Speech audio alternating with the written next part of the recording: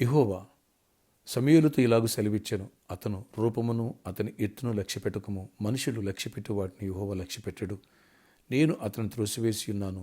మనుషులు పైరూపము లక్ష్యపెట్టుదురు గాని యెహోవా హృదయమును లక్ష్యపెట్టును. 1 సమూయేలు 16:7. Praise Jesus.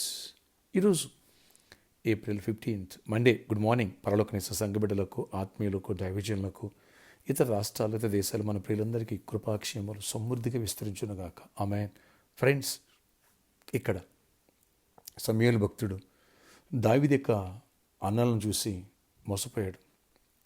వారి యొక్క ఆకారాన్ని చూసి, వారి బలాన్ని చూసి, వాళ్ళ ఎత్తుని చూసి, వాళ్ళ అందాన్ని చూసి, ఇతనేమో దేవుడు కోరుకున్న వ్యక్తి అని అనుకుని, ప్రభా ఇతన్ని అభిషేకించిన రాజుగా అంటే ప్రభు అన్నారు, నో, మనుషులు పైరూపాన్ని చూస్తారు, నేను హృదయాన్ని, అంతరంగాన్ని చూస్తాను. కనుక ఒక వ్యక్తి యొక్క హృదయం నాకు దగ్గరగా ఉండాలి, ఒక వ్యక్తి యొక్క మనస్తత్వం నాకు ఇష్టంగా ఉండాలి. కాబట్టి హృదయాలను చూసి నేను సెలెక్ట్ చేసుకుంటాను. దావీదుని హృదయాన్ని చూశాడు దేవుడు. అవును బిడ్డలారా, అందరికంటే చిన్నవాడు, పొట్టివాడు అయినా సరే దేవుడు అతని హృదయాన్ని చూసి కోరుకుని. ఎందుకని? హృదయపూర్వకంగా దేవుణ్ణి ప్రేమించాడు, హృదయపూర్వకంగా దేవుణ్ణి ఆరాధించేవాడు. హృదయపూర్వకంగా దేవుడు అంటే పడి చచ్చిపోయే మనసు. ఎంతగా దేవుడు ఇచ్చించినా ఎక్కడ కూడా దేవుని విషయాల్లో గర్వించి దూరం కాలేదు. కృతజ్ఞతను పక్కన పెట్టలేదు, కృతజ్ఞత కలిగి ఉన్నాడు. దేవుని కోసం, దేవుని మందిరం కోసం, దేవుని యొక్క రాజ్య వ్యాప్తి కోసం ఆర్నిశలు పాటుపడ్డాడు. దేవుడు ఏ బాధ్యత అప్పగిస్తే దేవుడు ఆ బాధ్యత విషయంలో నన్ను చూస్తాడు, నన్ను పరీక్షిస్తున్నాడు అని నమ్మకముగా దేవుడిచ్చిన ప్రజలకు ఒక మంచి కాపరిగా, ఒక మంచి నాయకుడుగా, ఒక మంచి రాజుగా ఉన్నాడు, అడుగులు వేశాడు. అందుకని దేవుడు నా హృదయానుసారుడు అన్నాడు.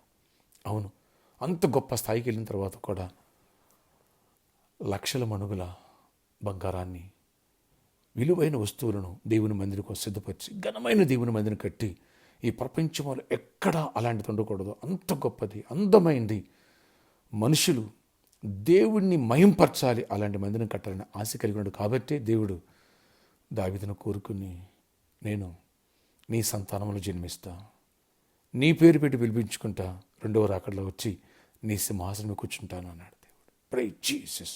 ఒక వ్యక్తి యొక్క హృదయం దేవునికి దగ్గరైనందుకు అతని వంశాన్ని దేవుడు కోరుకుని తరతరాలను దేవుడు ఆశీర్వదించారు. ఫ్రెండ్స్, నీ హృదయం ఎలా ఉంది?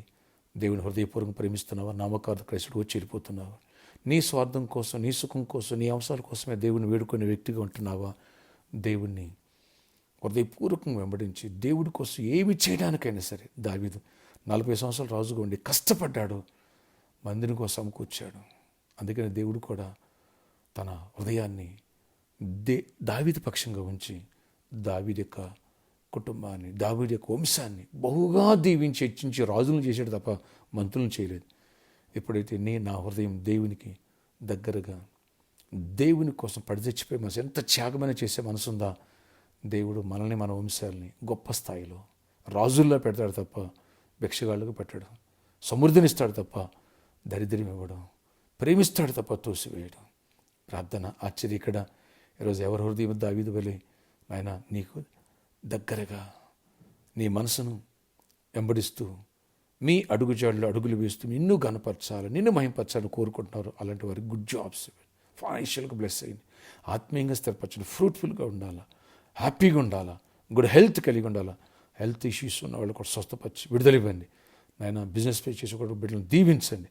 మందిరం కోసం ఎవరైతే దావీదులాగా అడుగులు వేయాలని కోరుకుంటున్నారో బహు సమృద్ధిని ఇచ్చి ఆశీర్వదించి గొప్ప కార్యాలు చేసి మహిమ తెచ్చుకోనండి ప్రభా. ఆ ప్రామిస్ ల్యాండ్ రిజిస్ట్రేషన్ విషయాలు, అన్ని విషయాలు కృప చూపించి గొప్ప కార్యాలు చేయండి. ఈరోజు ప్రతి అవసరాలు తీర్చండి, చేసి ప్రతి పనులు తోడేయండి. ప్రయాణాలు చేసేవాడు యాక్సిడెంట్స్ అవాయిడ్ చేయండి. బర్త్డే, వెడ్డింగ్ ఎంజాయ్మెంట్లు కూడా దీవించి దీర్ఘాయుష్ కృప సమాధానం ఇవ్వండి.